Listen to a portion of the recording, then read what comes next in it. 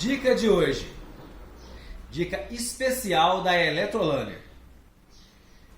Essa máquina é uma Color Mac de 11 kg, né? Eu forrei o chão aqui para proteger a lavadora, né? Desconectei a mangueira da torneira, desconectei a mangueira do rede de esgoto, deitei a máquina. A queixa do cliente é que ela estava fazendo barulho na hora de centrifugar e pingando um caldinho preto no chão.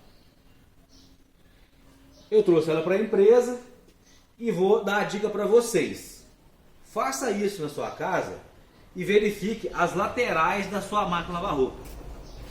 Essa é uma Color Mac. Se a sua máquina estiver suja, uma listra suja, de fora a fora, preta ou marrom, ou aqui sujo de graxa, o defeito é no mecanismo, mais conhecido como transmissão. Ligue para nós, temos a solução. Essa máquina não está com esse problema.